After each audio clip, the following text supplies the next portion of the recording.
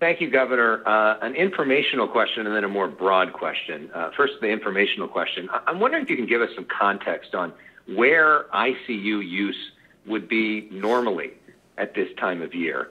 And also, any thoughts on trying to bring back the USS Mercy ship?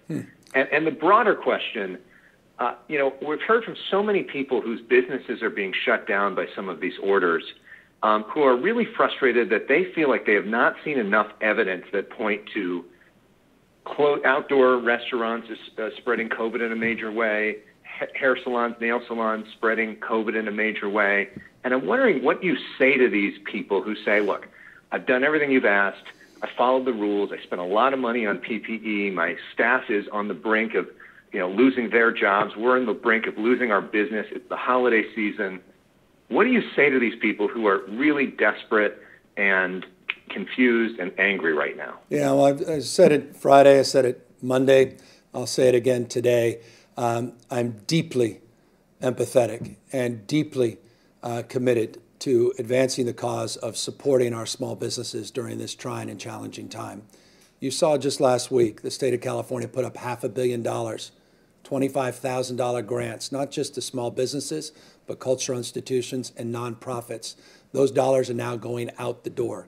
If you're a small restaurateur, you're a barber shop, you're a nail salon, I encourage you to go to the covid19.ca.gov website, covid19.ca.gov website, to avail yourselves to information about those $500 million in supports. And by the way, that's just interim support to get us to January, where we are asking and working with the legislature to get early action to provide even further supports. We have $100 million of additional money that we put up in hiring tax credits for those that can hold the line, bring a few part-time employees or full-time employees back. Those dollars were just made available starting last week.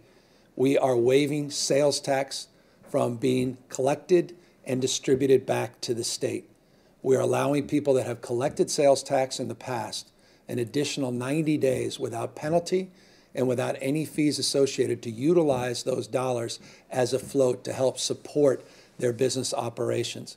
Those are three specific actions that have just been taken in the state, and those are just three among many subsequent actions as it relates to small business loans for people that are falling through the cracks, that don't have traditional relationships with credit unions or banks, that we are providing. We refer to it as First Loss Program. It's a novel program that Janet Yellen, now the new Treasury Secretary, working on behalf of our Economic Advisory Task Force, she created this program, supported by the legislature.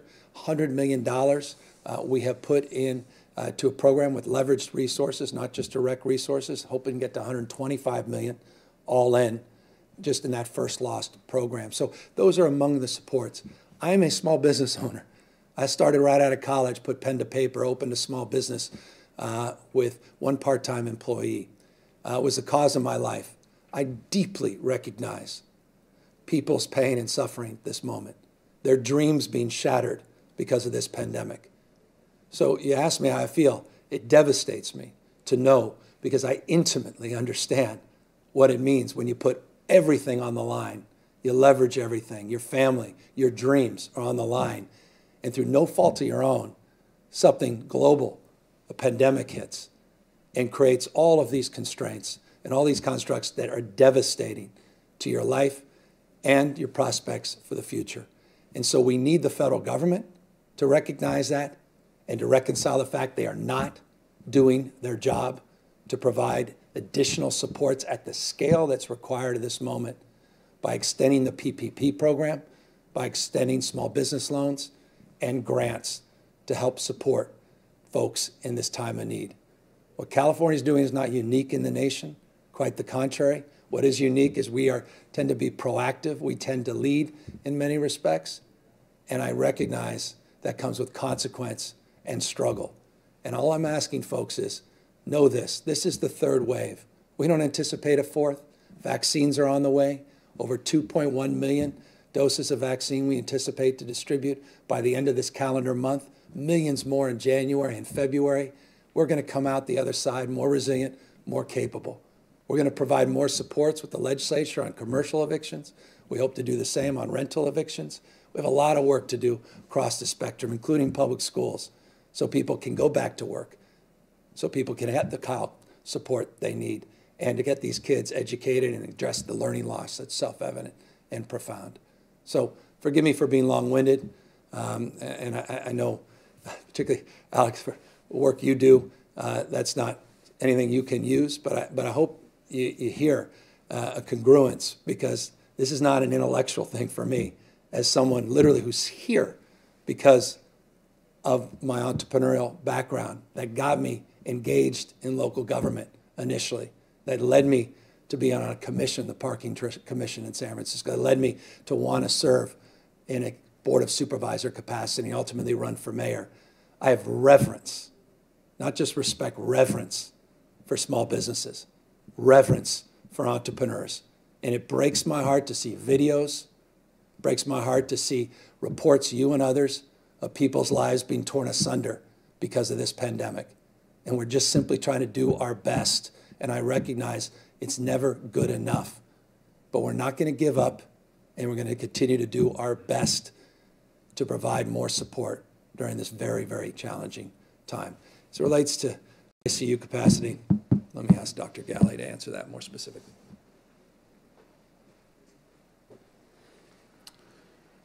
Thank you, Governor. And yeah, right now hospitals usually prepare for an upcoming flu season.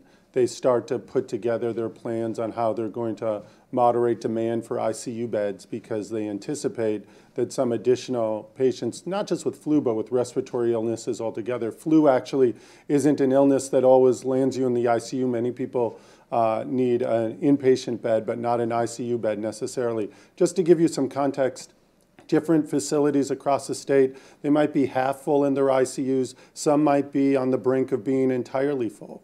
That's why we look at this regionally as a set of beds that are available to treat people in this emergency for COVID. Another important point is, at the peak of the summer, some of the regions dealing with COVID had roughly 35% of their ICU capacity filled up with COVID-positive patients. We've seen that figure eclipsed. We think about that as new workload for the ICUs that wasn't there before. So even if you were running at 50 or 60% capacity before COVID, you might be running close to 90, 95%.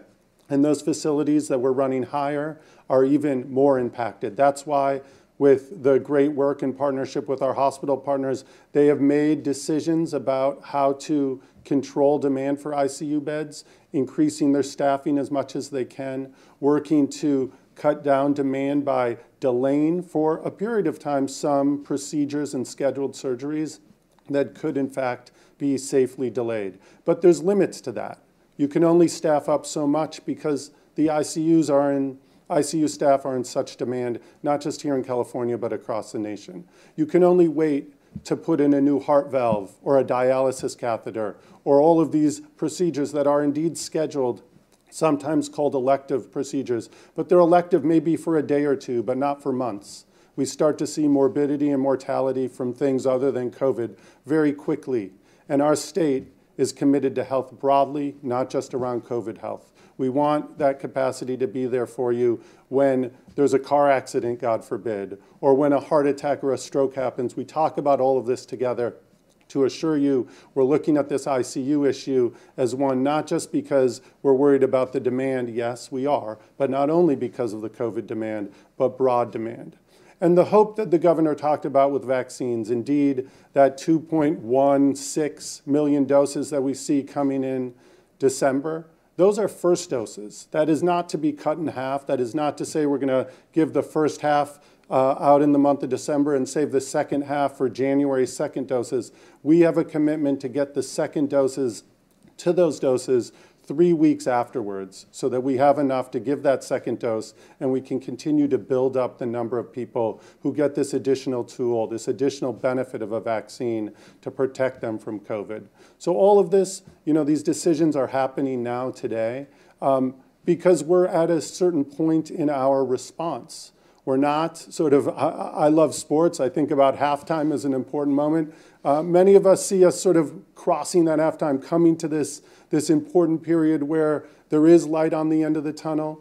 there is some hope with vaccines, quite a bit of hope, and that we are actively working, and that's why the governor is so committed to sharing where we are with vaccinations, so that we can combine our efforts of today to really reduce transmission and take another set of hardships personally, whether it's businesses or individuals, or all of these aspects of our lives that are being impacted, with that hope of vaccines coming to really get us through this third surge. So really working together. The ICUs is a very important metric for us. Preserving it is going to help us save lives. Preserving it's going to help us create the room that we need in our healthcare delivery system to serve all of you at home if, God forbid, you need that care in the days and weeks to come. Thank you. So a sprint, not a marathon, to a vaccine. A few more months where we're just going to have to step up, meet this moment as we always do as Californians, come out the other side more resilient, more capable than we ever could have imagined. We are resolved to do that, and we're resolved to do our best to mitigate this spread of the transmission of this virus, eliminate or rather reduce the extent are possible the deaths related to this pandemic, and do our best to help support our small businesses and our kids